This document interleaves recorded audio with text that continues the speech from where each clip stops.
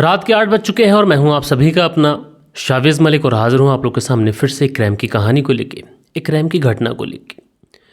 आज के दिन घटना की बात करें तो आज के दिन की घटना की शुरुआत होती है मध्य प्रदेश से। और इसी मध्य प्रदेश में एक ज़िला लगता है मुरैना ज़िला। और इसी मुरैना ज़िले के अंतर्गत एक थाना आता है सिरोनिया थाना।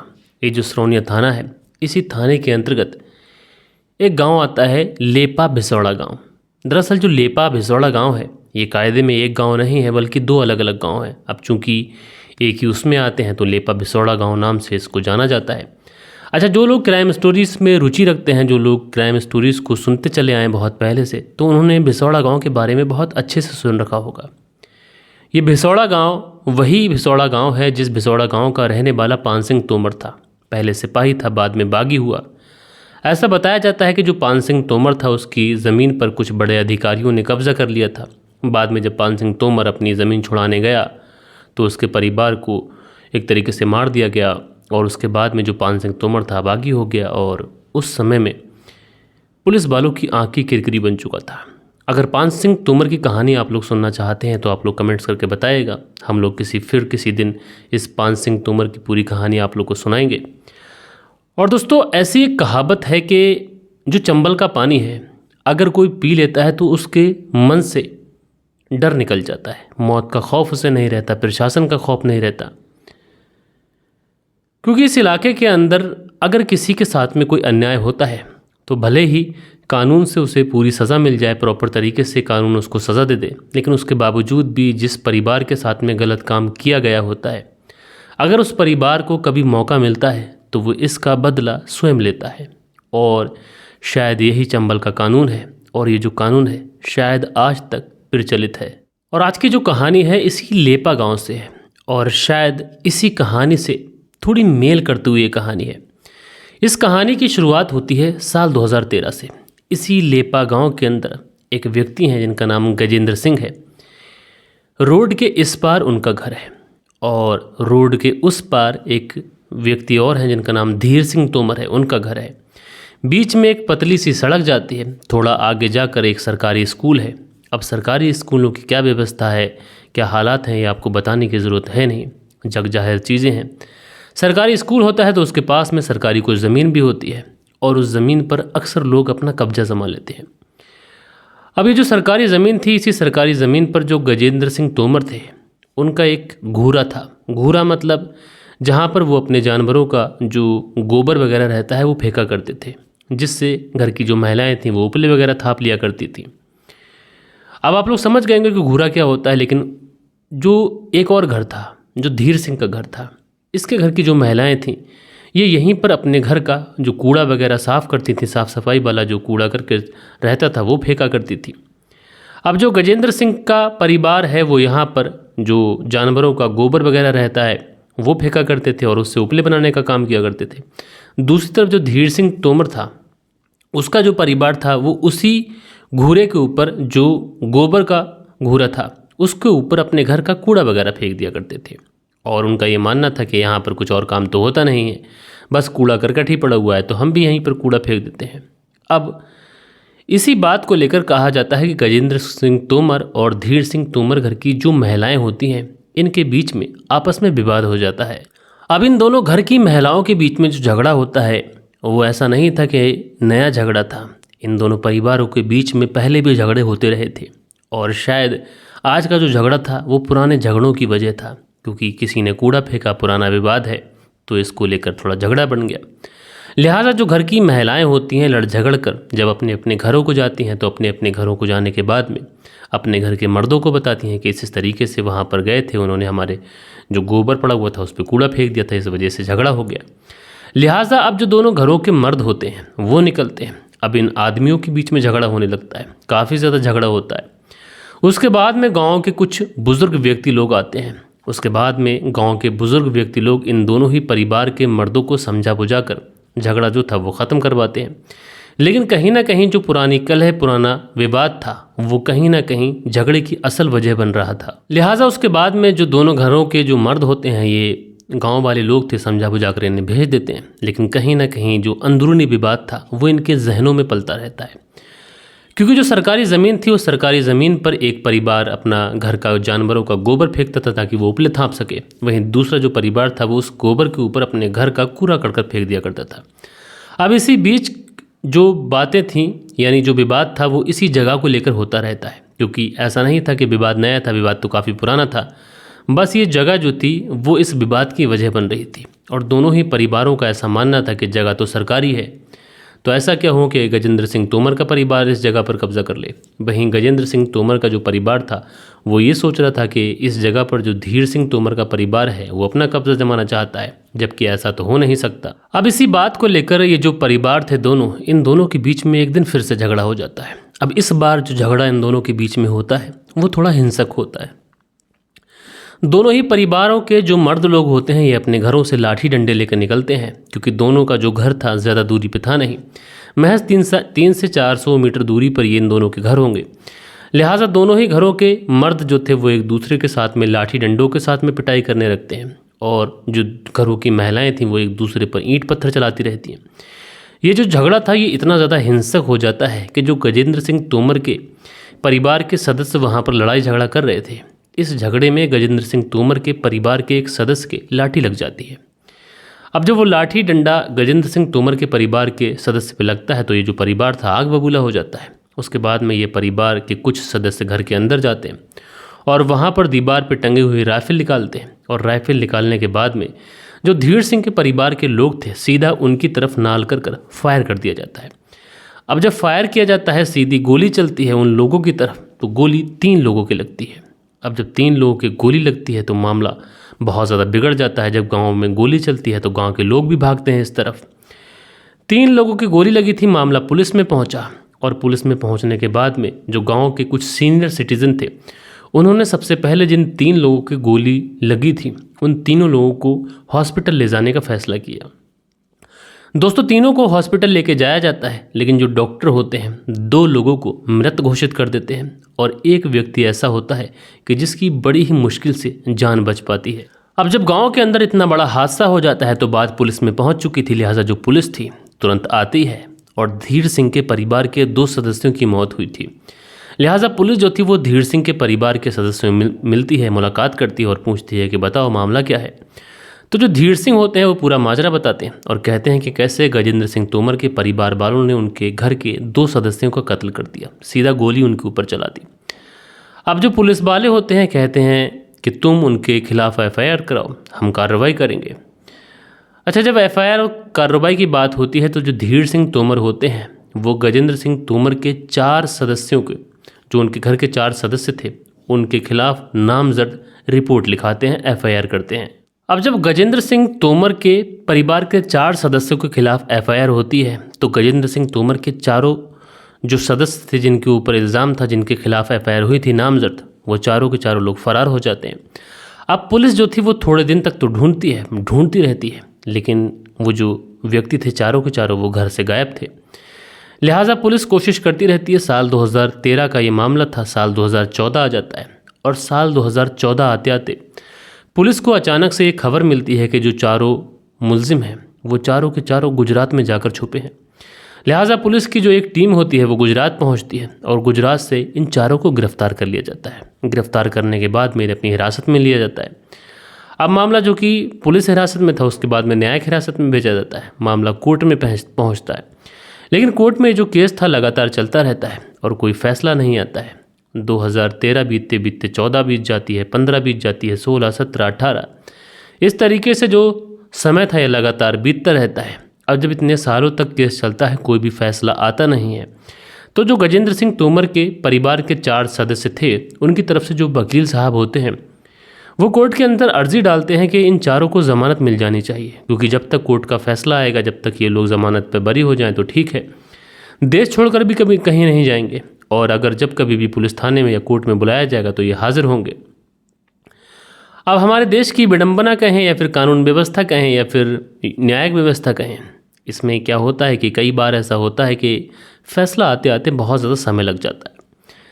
लिहाजा जो कोर्ट था, कोर्ट ने जो वकील थे उन वकील ने जो अर्जी डाली थी ज़मानत की वो अर्जी मंजूर कर ली, और ये जो चारों के चारों व्यक्ति थे जो अभी मुलजिम थे, मुजरिम भी नहीं हुए थे, ये चारों के चारों ज़मानत पे बाहर हो जाते हैं।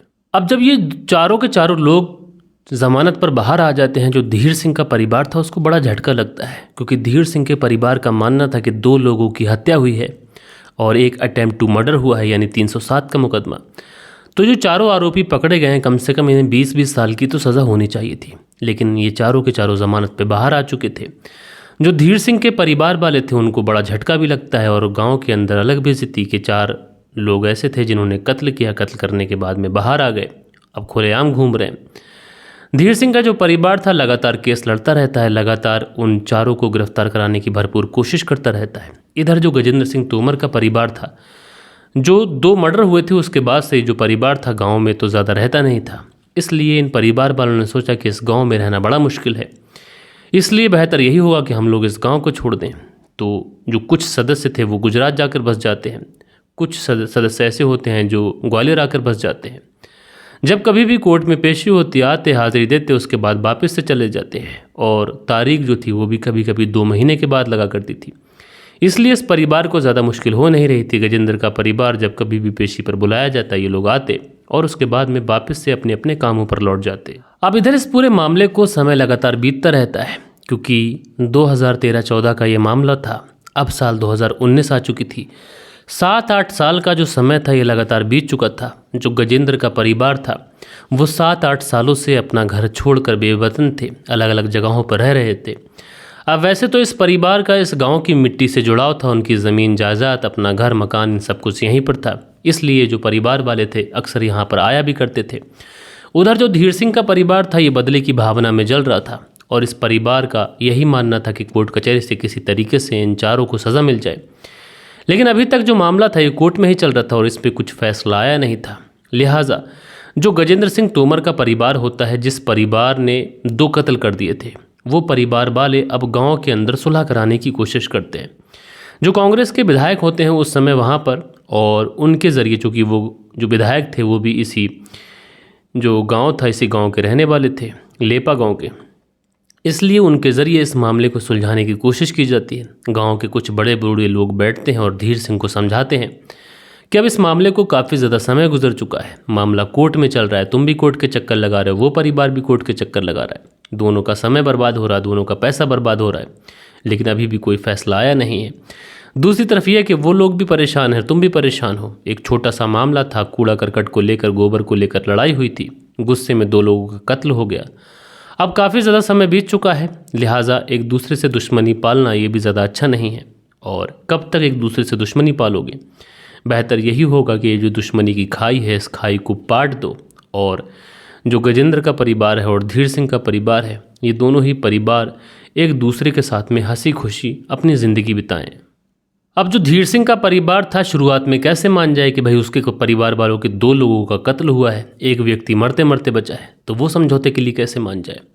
लिहाजा शुरुआत में जो धीर सिंह का परिवार था इस समझौते के लिए बिल्कुल भी तैयार नहीं होता है, लेकिन जब गांव के कुछ बड़े बुजुर्ग, कुछ सम्मानीय लोग लगातार धीर सिंह के ऊपर प्रेशर डालते हैं कि यार छोड़ो, जो होना था सो हो गया, अब ऐसा नहीं है कि जान के किसी ने हत्या की थी, जो लड़ाई होती है उसका मुँह काला होता है, गलती में ही सब कुछ हुआ। लिहाजा इस सब में समय गुजरता रहता है और साल 2022 आ जाती है, और साल 2022 में आखिरकार जो धीर सिंह होते हैं और जो गजेंद्र सिंह तोमर होते हैं, इन दोनों के परिवार में 10 लाख रुपए के साथ में समझौता हो जाता है। धीर सिंह का जो परिवार होता है वो कहता है कि देखो गजेंद्र सिंह तोमर का जो परिवार है, अगर हमें 10 लाख रुपए दे देते हैं तो हम इस बात पर समझौता कर लेंगे कि गजेंद्र सिंह का परिवार इस गाँव में रहे, अच्छे से रहे, हमें कोई परेशानी नहीं है। बात रही कानून की, बात रही कोर्ट कचहरी की, तो हम लोग पैरवी करने जाएंगे नहीं। जब हमारा परिवार नहीं जाएगा, गजेंद्र का परिवार भी नहीं जाएगा, तो धीरे धीरे ये जो मामला है ये रफा दफा हो जाएगा। अब गांव वाले भी इस पूरे मामले में राज़ी होते हैं और गजेंद्र सिंह तोमर से कहते हैं कि ठीक है, तुम 10 लाख रुपए का इंतज़ाम करके दे दो, दुश्मनी से बेहतर है कि चंद पैसों की बात है और दोनों परिवार ठीक ठाक रह लेंगे। लिहाजा जो गजेंद्र सिंह का परिवार होता है वो भी सोचता है कि चलो ठीक है, 10 लाख रुपये दे देते हैं। अब उसके परिवार के भी 2 लोगों की जान गई है। उसके बाद में जो गजेंद्र सिंह तोमर का जो परिवार होता है जैसे तैसे कर 10 लाख रुपए इकट्ठे करता है, और 10 लाख रुपए इकट्ठे करने के बाद में जो धीर सिंह होता है उस धीर सिंह के परिवार वालों को दे देते हैं, यानी ऑनलाइन ट्रांसफ़र हो जाते हैं। अब ये जो फैसला था ना तो कानूनी फैसला था, ना तो किसी पेपर पर ये फैसला हुआ था, ये फैसला महज गांव के चंद लोगों के सामने हुआ था जो सम्मानित लोग थे। और उसके बाद में जो धीर सिंह होता है ये भी पैरवी के लिए नहीं जाता है, जो गजेंद्र सिंह होते हैं ये भी पैरवी के लिए नहीं जाते हैं। धीरे धीरे ये जो मामला था ये रफा दफा की कगार पे पहुंच जाता है। अब जो कहानी शुरू होती है वो ये होती है कि जो गजेंद्र सिंह तोमर का परिवार होता है, जिस परिवार के 4 सदस्यों के ऊपर कत्ल का इल्ज़ाम था, ये जो परिवार था, इन परिवार को अपने घर की बेटियों की शादी करनी थी। अब बेटियों की शादी कोई करता है तो उसे गांव आना पड़ता है, अपनी मिट्टी से आना पड़ता है, अपनी मिट्टी से जुड़ना पड़ता है। लिहाजा जो गजेंद्र सिंह तोमर का परिवार होता है गांव आने का फैसला करता है, लेकिन गांव के अंदर कैसा माहौल है ये अभी इस परिवार को पता नहीं है। ये परिवार के मन में ये डर भी होता है कहीं ऐसा ना हो जो धीर सिंह तोमर का परिवार है कुछ घात कर दे, बदले की भावना में बैठा हो। लिहाजा गजेंद्र सिंह तोमर का जो परिवार होता है वो अब गांव में बड़े बुजुर्गों से, लोगों से पूछताछ करते हैं कि हम गांव में आ जाएं। और जो धीर सिंह तोमर है, क्या वो अब ऐसा तो नहीं कि अभी भी गुस्से में है और इस तरीके से सारी चीज़ें सेटल भी हो चुकी हैं। तो जो गांव के ज़्यादातर लोग होते हैं वो कहते हैं कि गांव का माहौल तो अब ठीक है, इतना लंबा समय गुजर चुका है। और जो धीर सिंह तोमर हैं शायद वो भी अब उस बात को भूल चुके हैं, लिहाजा तुम गांव में आ सकते हो, कोई ऐसी बात नहीं है। उसके बाद में 5 मार्च साल 2023 को ये वो तारीख होती है कि जो गजेंद्र सिंह तोमर का परिवार होता है, इसमें गजेंद्र सिंह तोमर के बेटे, जिनका एक का नाम सत्यप्रकाश होता है, एक का नाम राजू होता है, एक का नाम राजेश होता है, एक का नाम विजेंद्र, एक का नाम विनोद, ये जो सारे बच्चे होते हैं इनको लेकर जो गजेंद्र सिंह तोमर होते हैं गांव आ जाते हैं। लेकिन इस परिवार ने, गजेंद्र सिंह तोमर के परिवार ने इन चीज़ों का ख्याल रखा था कि जो 4 लोग थे जिनके ऊपर कत्ल का इल्ज़ाम था, उन 4 ही लोगों को अभी रोक दिया था और उनसे कहा था कि देखो तुम गांव में ना आओ, क्या पता तुम्हें देखकर माहौल बिगड़ जाए, पहले हम गांव में चले जाते हैं, पहले हम देख लेते हैं कि गांव का माहौल कैसा है, सब कुछ ठीक है, और अगर सब कुछ ठीक रहता है तो उसके बाद में तुम भी गांव में आ सकते हो। अब सुबह के वक्त ये लोग अपनी गाड़ी से आए थे इस गांव में। अब चूँकि सारे ही लोग आए थे तो घर की जो हालत थी, ये भी कई सालों से घर बंद पड़ा हुआ था, तो उसको जैसे तैसे कर खोला जाता है, उसकी साफ़ सफाई की जाती है। उसके बाद में इसी तारीख का एक वीडियो वायरल होता है और उसके बाद में गजेंद्र सिंह तोमर के परिवार के एक बेटे ने अपना बयान भी दिया था। हालांकि इस बयान से मैं उतना सहमत भी नहीं हूँ क्योंकि इसमें वाद विवाद हो सकता है, लेकिन जो वहाँ के आईजी जो सुशांत सक्सेना हैं, उनके तौर पर जो आधारिक बयान आया उसके हिसाब से मैं बताऊँगा, और जो वीडियो है उस वीडियो के माध्यम से मैं आपको बताऊँगा। अब ये जो परिवार था जब घर की साफ़ सफाई कर रहा था तो घर परिवार के जो बच्चे थे वो छत के ऊपर खेल रहे थे। जब घर परिवार के बच्चे छत के ऊपर खेल रहे थे तो उसी समय, क्योंकि थोड़ी ही दूरी पर जो धीर सिंह है उनका घर होता है, अब उनके घर वाले लोग देखते हैं कि ये लोग आ चुके हैं और बहुत खुश भी हैं। तो चूँकि आग पहले से ही मन में थी, घर के 2 सदस्यों की जान गई थी, लिहाजा अब उनके मन में आग थी, तो उनके घर के कुछ सदस्य जो थे वो इस गजेंद्र सिंह तोमर, जिसका परिवार अभी अभी इस गाँव के अंदर आया था, उनके परिवार के सदस्यों के साथ में उलझने लगते हैं।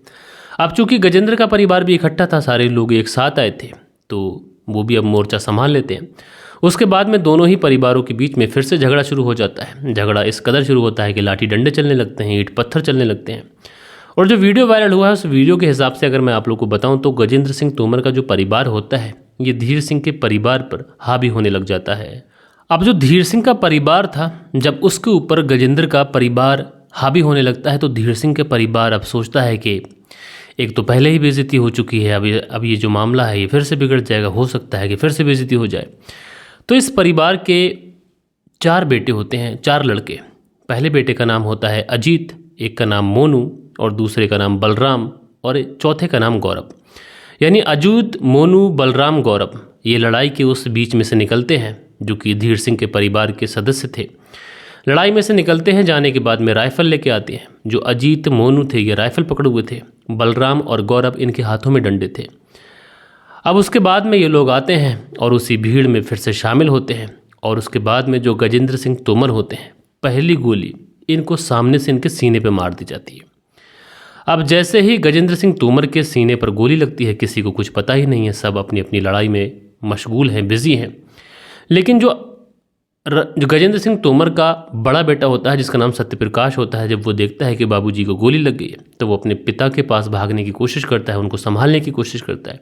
उसी समय दूसरा फायर होता है और जो दूसरा फायर होता है ये सत्यप्रकाश के सीने में लगता है। उसके बाद में जो घर की बहुएं होती हैं, 3 बहुएं, वो देखती हैं तो वो विरोध करते हैं, ईंट पत्थर चलाने लगती हैं इन चारों के ऊपर। तो उसी समय तीसरा फायर होता है और ये फायर बहुओं के लगता है। उसके बाद में चौथा फायर होता है, चौथा विनोद के लगता है, पांचवा होता है विजेंद्र के लगता है, छठा होता है राजू के लगता है, सातवां राजेश के। टोटल 8 फायर होते हैं, 8 लोगों को लगते हैं। और कुछ फायर ऐसे भी होते हैं जो मिस हो जाते हैं। अब दोस्तों जी, जैसे ही ये पूरी घटना इस गांव के अंदर होती है, पूरे गांव के अंदर भगदड़ हलचल मच जाती है। चारों तरफ लाशें बिखरी पड़ी हैं, 8 लाशें। अब चारों तरफ खून ही खून है। उसके बाद में जैसे तैसे ये मामला पुलिस में पहुंचता है। 1-1.5 घंटे के बाद में पुलिस आखिरकार वहां पर पहुंचती है। अब दोस्तों, जब पुलिस यहाँ पर पहुंचती है तो चारों तरफ खून ही खून होता है, लोगों की भीड़ होती है। जो वीडियो वायरल हुआ था, शायद ये वीडियो भी गजेंद्र सिंह तोमर के परिवार की कोई महिला ही बना रही थी। अब उसके बाद में पुलिस वाले जो थे वो सबसे पहले ये देखने की कोशिश करते हैं, भैया इतने लोगों की गोली लगी है तो कौन जिंदा है, किसकी मौत हो चुकी है। सबको हॉस्पिटल लेके भागा जाता है। तो 3 लोग तो ऐसे थे जिनकी मौके पे ही मौत हो चुकी थी। 3 लोगों को हॉस्पिटल के अंदर मृत घोषित कर दिया गया था। बाकी 2 आदमी ऐसे थे जिनकी जो हालत थी ये बहुत ज़्यादा क्रिटिकल थी। अब उसके बाद में ये मामला काफ़ी ज़्यादा हाई प्रोफाइल होता है। अलग अलग थानों की पुलिस जो थी वो इस गांव के अंदर पहुंच जाती है, चाहे आईजी हों, एसपी हों या फिर बड़े बड़े जो अधिकारी होते हैं वो इस गांव में पहुंच जाते हैं, क्योंकि मामला इतना ज़्यादा हाई प्रोफाइल था। उसके बाद में जो धीर सिंह के परिवार वाले जो सदस्य थे जिन्होंने ये पूरा कांड किया था, वो घर के लोग भाग जाते हैं और 4 लोगों को उठाया भी जाता है। अब इस पूरे मामले में अभी कुछ जो आगे की अपडेट है वो नहीं आई है। जैसे भी जो भी अपडेट होगी मैं आप लोगों तक ज़रूर पहुंचाऊंगा। लेकिन दोस्तों, आप लोगों ने देखा एक छोटी सी महज ज़मीन जो कि सरकारी थी और घूरा डालने की वजह से दोनों परिवार के बीच में कलह हुआ। और उसके बाद में आप लोगों ने देखा कि दोनों ही परिवारों से यानी 6 लोगों की इधर मौत हुई और 2 लोगों की उधर पहले ही मौत हो चुकी थी। यानी 8 लोग उस छोटे से घूरे की बलि चढ़ गए। ज़रा सोचो, इंसान गुस्से में और जुनून में क्या कुछ कर जाता है। इसलिए हमेशा मैं आप लोगों से कहता हूँ कि इंसान को अपने गुस्से पर काबू रखना चाहिए और वो गलती में, नासमझी में ऐसा कोई कदम ना उठाए जिसकी वजह से उसे बाद में पछताना पड़े और जब उसे पछतावा आए तो बहुत ज़्यादा देर हो जाए। तो दोस्तों, ये थी कहानी। लेकिन आज मैं आप लोगों के कमेंट्स नहीं पढ़ रहा हूँ, क्योंकि आज ये वीडियो मैंने रात में ही शूट कर दिया है और जिस समय आप कहानी सुन रहे होंगे तो ये कहानी ऑलरेडी शूटेड है, यानी कल के दिन मैंने रिकॉर्ड करके रख ली थी। रिकॉर्डेड आप लोग सुन रहे हैं तो आज के दिन कमेंट्स नहीं पढ़ पाऊंगा, लेकिन आज वाली वीडियो पे आप लोग कमेंट्स करेंगे तो कल के दिन ज़रूर से ज़रूर पढ़ूंगा। तो आशा करता हूँ ये कहानी आप लोगों को ज़रूर से ज़रूर पसंद आई होगी। कहानी पसंद आई हो तो एक लाइक करिएगा, दोस्तों और मित्रों के साथ में ज़रूर से ज़रूर शेयर करिएगा। दोस्तों, मिलते हैं कल के दिन किसी और क्राइम स्टोरी के साथ में। जब तक के लिए अपना ख्याल रखिएगा, देश का ख्याल रखिएगा, परिवार के रिश्तों की अहमियत को समझिएगा। जय हिंद, जय भारत।